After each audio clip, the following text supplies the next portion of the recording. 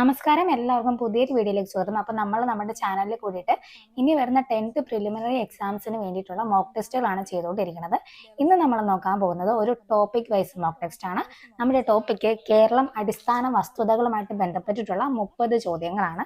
So നിങ്ങൾക്കറിയാം, Kerala geography എന്ന് പറയുന്നത് ചോദ്യങ്ങൾ ഒത്തിരി ആവർത്തിച്ച് വരുന്ന ഒരു മേഖലയാണ്. അപ്പോൾ നമുക്ക് ഈ ഒരു 30 ചോദ്യങ്ങൾ നിങ്ങൾ നിർബന്ധമായിട്ടും അറ്റൻഡ് ചെയ്യുക. നിങ്ങളുടെ മാർക്ക് നിങ്ങളെ തന്നെ സ്വയം ഒന്ന് വിലയിരുത്തുക കേട്ടോ. അപ്പോൾ നമുക്ക് ആദ്യത്തെ ചോദ്യത്തിലോട്ട് പോകാം. ഒന്നാമത്തെ ചോദ്യം, കേരളത്തിന്റെ വടക്കേ അറ്റത്തുള്ള പഞ്ചായത്ത്. കേരളത്തിന്റെ വടക്കേ അറ്റത്തുള്ള പഞ്ചായത്ത് ഏതാണ്? ഉത്തരം ഓപ്ഷൻ എ ആണ്, മഞ്ചേശ്വരം പഞ്ചായത്താണ് അല്ലെ. മഞ്ചേശ്വരം പഞ്ചായത്താണ് കേരളത്തിന്റെ വടക്കേ അറ്റത്തുള്ള പഞ്ചായത്ത്. ഇന്ത്യയുടെ ആകെ വിസ്തീർണത്തിന്റെ എത്ര ശതമാനമാണ് കേരളം? ഇന്ത്യയുടെ ആകെ വിസ്തീർണത്തിന്റെ എത്ര ശതമാനമാണ് കേരളം? ഉത്തരം ഓപ്ഷൻ ബി ആണ്, 1.18%. മൂന്നാമത്തെ ചോദ്യം, കേരളത്തിൽ കളിമൺ നിക്ഷേപം കൂടുതലുള്ള പ്രദേശം. കേരളത്തിലെ കളിമൺ നിക്ഷേപം കൂടുതലുള്ള പ്രദേശം ഏതാണ്? ഉത്തരം ഓപ്ഷൻ സി ആണ്, കുണ്ടറയാണ് അല്ലെ. കേരളത്തിൽ കളിമൺ നിക്ഷേപം കൂടുതലുള്ള പ്രദേശമാണ് കുണ്ടറ. നാലാമത്തെ ചോദ്യം, രണ്ട് സംസ്ഥാനങ്ങളുമായി അതിർത്തി പങ്കിടുന്ന കേരളത്തിലെ ജില്ല ഏതാണ്? രണ്ട് സംസ്ഥാനങ്ങളുമായി അതിർത്തി പങ്കിടുന്ന കേരളത്തിലെ ജില്ല ഏതാണ്? ഉത്തരം ഓപ്ഷൻ ബി ആണ്, വയനാട് ജില്ലയാണ് രണ്ട് സംസ്ഥാനങ്ങളുമായി അതിർത്തി പങ്കിടുന്ന കേരളത്തിലെ ജില്ല. അഞ്ചാമത്തെ ചോദ്യം, ലിംഗാനുപാതം ഏറ്റവും കുറഞ്ഞ കേരളത്തിലെ ജില്ല ഏതാണ്? ലിംഗാനുപാതം ഏറ്റവും കുറഞ്ഞ കേരളത്തിലെ ജില്ല ഏതാണ്? ഉത്തരം ഓപ്ഷൻ ഡി ആണ്, ഇടുക്കിയാണ് ലിംഗാനുപാതം ഏറ്റവും കുറഞ്ഞ കേരളത്തിലെ ജില്ല. ആറാമത്തെ ചോദ്യം, കേരളത്തിൽ ഏറ്റവും കൂടുതൽ കാണപ്പെടുന്ന വനം ഏതാണ്? കേരളത്തിലെ ഏറ്റവും കൂടുതൽ കാണപ്പെടുന്ന വനം ഏതാണ്? ഓപ്ഷൻ ബി ആണ്, ഉഷ്ണമേഖല നിത്യഹരിത വനങ്ങൾ. ഏഴാമത്തെ ചോദ്യം നോക്കിയാലോ, കേരളത്തിന്റെ ഔദ്യോഗിക പക്ഷി ഏതാണ്? കേരളത്തിന്റെ ഔദ്യോഗിക പക്ഷി ഏതാണ്? ഉത്തരം ഓപ്ഷൻ ബി ആണ്, മലമുഴക്കി വേഴാമ്പൽ. മലമുഴക്കി വേഴാമ്പലാണ് കേരളത്തിന്റെ ഔദ്യോഗിക പക്ഷി. എട്ടാമത്തെ ചോദ്യം, വിഴിഞ്ഞം തുറമുഖം സ്ഥിതി ചെയ്യുന്ന ജില്ല. വിഴിഞ്ഞം തുറമുഖം സ്ഥിതി ചെയ്യുന്ന ജില്ല ഏതാണ്? ഉത്തരം ഓപ്ഷൻ ഡി ആണ്, തിരുവനന്തപുരം ജില്ലയാണ് വിഴിഞ്ഞം തുറമുഖം സ്ഥിതി ചെയ്യുന്നത്. താലൂക്ക് ഏതാണ്? നെയ്യാറ്റിൻകര താലൂക്കാണ്. അതും ചോദിച്ചിട്ടുണ്ട്. ഒമ്പതാമത്തെ ചോദ്യം, കേരള കായിക ദിനം ഏതാണ്? കേരള കായിക ദിനം ഏതാണ്? ഉത്തരം ഓപ്ഷൻ എ ആണ്, ഒക്ടോബർ 13 കേരള കായിക ദിനമായിട്ട് ആചരിക്കുന്നത്.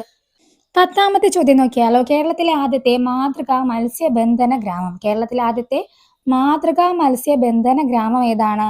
ഉത്തരം ഓപ്ഷൻ എ ആണ്, കുമ്പളങ്ങിയാണ് കേരളത്തിലെ ആദ്യത്തെ മാതൃകാ മത്സ്യബന്ധന ഗ്രാമം. 11ാമത്തെ ചോദ്യം, താഴെ പറയുന്നവയിൽ കേരളത്തിന്റെ ഭൂപ്രകൃതി വിഭാഗത്തിൽ ഉൾപ്പെടാത്തത് ഏതാണ്? താഴെ പറയുന്നവയിൽ കേരളത്തിന്റെ ഭൂപ്രകൃതി വിഭാഗത്തിൽ ഉൾപ്പെടാത്തത് ഏതാണ്?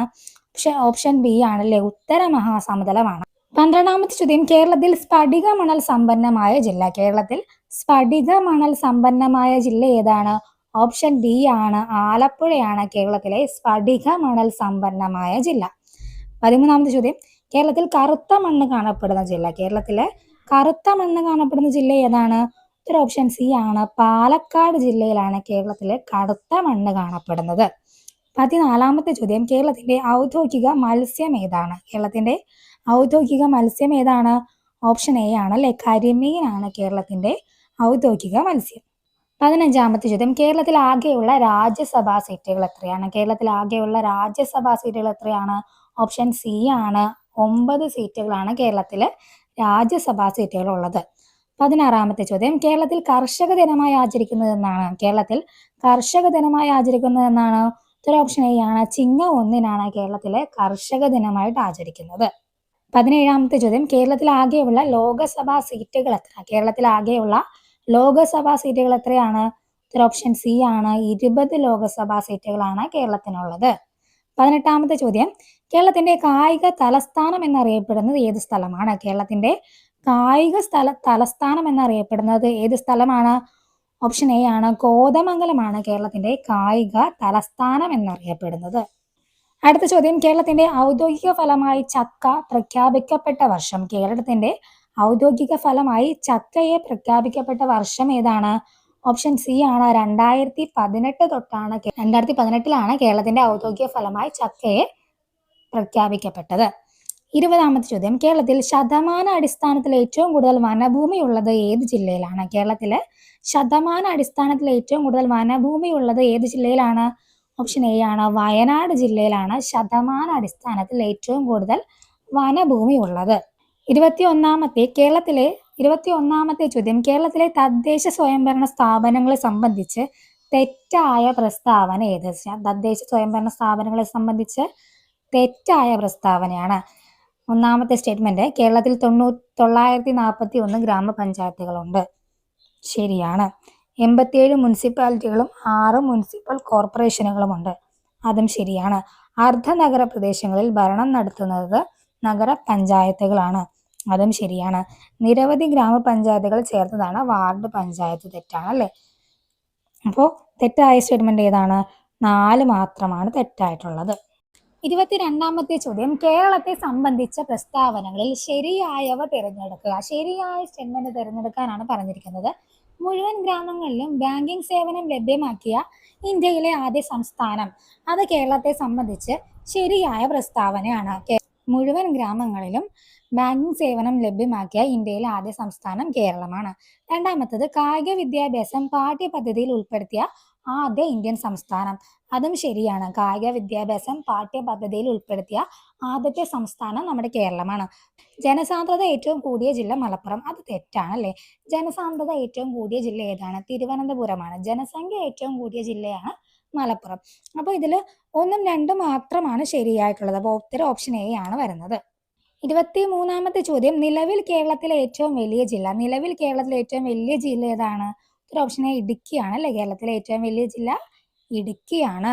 24ാമത്തെ ചോദ്യം കേരളത്തിലെ ഇടനാടുകളെ സംബന്ധിച്ച പ്രസ്താവനകളിൽ ശരിയല്ലാത്തത് കണ്ടെത്തുക. ശരിയല്ലാത്തതാണ് ചോദിച്ചിട്ടുള്ളത്. അപ്പോൾ സമുദ്രനിരപ്പിൽ നിന്നും 7.5 മീറ്റർ മുതൽ 75 മീറ്റർ വരെ ഉയരം. ഇടനാടുകളെ സംബന്ധിച്ച് അത് ശരിയായിട്ടുള്ള പ്രസ്താവനയാണ്. ശരിയാണ്. ഉയരം കൂടിയ കുന്നുകളും മലകളും അടങ്ങിയ പ്രദേശം.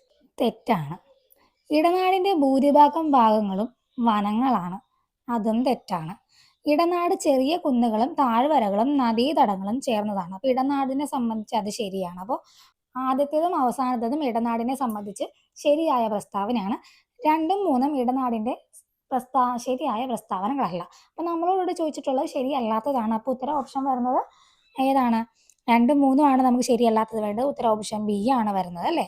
25ാമത്തെ ചോദ്യം താഴെ പറയുന്നവയിൽ കടൽ തീരമില്ലാത്ത ജില്ല ഏതാണ്? താഴെ പറയുന്നവയിൽ കടൽ തീരമില്ലാത്ത ജില്ല ഏതാണ്? ഉത്തരം ഓപ്ഷൻ സി ആണ്. പത്തനംതിട്ടയാണ് അല്ലെ? പത്തനംതിട്ടയിലാണ് കടൽ തീരം ഇല്ലാത്ത ജില്ല. കേരളത്തിലെ ഏറ്റവും ചെറിയ ജില്ല ഏതാണ്? 26ാമത്തെ ചോദ്യമാണ്. കേരളത്തിലെ ഏറ്റവും ചെറിയ ജില്ല ഏതാണ്? ഓപ്ഷൻ ഡി ആണ്. ആലപ്പുഴയാണ് കേരളത്തിലെ ഏറ്റവും ചെറിയ ജില്ല. 27ാമത്തെ ചോദ്യം കേരളത്തിലെ ഗ്രാമപഞ്ചായത്തുകളുടെ എണ്ണം എത്ര? കേരളത്തിലെ ഗ്രാമപഞ്ചായത്തുകളുടെ എണ്ണം എത്രയാണ്? ഓപ്ഷൻ എ ആണ്. 941 ഗ്രാമപഞ്ചായത്തുകളാണ് കേരളത്തിലുള്ളത്. 28ാമത്തെ ചോദ്യം കേരളം ആദ്യമായി സന്തോഷ് ട്രോഫി കിരീടം നേടുന്നത് ഏത് വർഷമാണ്? കേരളം ആദ്യമായിട്ട് സന്തോഷ് ട്രോഫി കിരീടം നേടിയ വർഷം ഏതാണ്? ഉത്തരം ഓപ്ഷൻ എ ആണ്. 1973. 1973 കേരളം ആദ്യമായിട്ട് സന്തോഷ് ട്രോഫി കിരീടം നേടുന്നത്. 29ാമത്തെ ചോദ്യം കേരളത്തിലെ ആദ്യത്തെ ശുചിത്വ പഞ്ചായത്ത് ഏതാണ്? കേരളത്തിലെ ആദ്യത്തെ ശുചിത്വ പഞ്ചായത്ത് ഏതാണ്? ഓപ്ഷൻ എ ആണ്. പോത്തുകലാണ് കേരളത്തിലെ ആദ്യത്തെ ശുചിത്വ പഞ്ചായത്ത്. ലാസ്റ്റ് ചോദ്യം കൊച്ചി മെട്രോ നിലവിൽ വന്ന വർഷം ഏതാണ്? കൊച്ചി മെട്രോ നിലവിൽ വന്ന വർഷം ഏതാണ്? ഉത്തരം ഓപ്ഷൻ ബി ആണ്. 2018 കൊച്ചി മെട്രോ നിലവിൽ വന്ന വർഷം. അപ്പോൾ ഇത്രയുമാണ് നമ്മളുടെ 30 കേരളത്തിന്റെ അടിസ്ഥാന വസ്തുതകളുമായിട്ട് ബന്ധപ്പെട്ടുള്ള 30 മോക്ക് ടെസ്റ്റിന്റെ ചോദ്യങ്ങൾ. അപ്പോൾ നമ്മളുടെ ഈ മോക്ക് ടെസ്റ്റ് സീരീസ് നിങ്ങൾക്ക് ഉപകാരപ്രദമാണെങ്കിൽ തീർച്ചയായിട്ടും എൻ്റെ ചാനലൊന്ന് സപ്പോർട്ട് ചെയ്യണേ. PSC പഠിക്കുന്ന മറ്റുള്ള ഫ്രണ്ട്സിന് കൂടി ഒന്ന് ഷെയർ ചെയ്ത് കൊടുക്കുക. പിന്നെ നിങ്ങൾക്ക് എന്തെങ്കിലും നിർദ്ദേശങ്ങളോ പറയാനുണ്ടെങ്കിൽ അത് കമൻറ്റ് ബോക്സിൽ പറയാവുന്നതാണ് കേട്ടോ. അപ്പോൾ അടുത്ത ദിവസം വീണ്ടും ഒരു ടോപ്പിക്കുമായിട്ട് നമുക്ക് കാണാം. താങ്ക്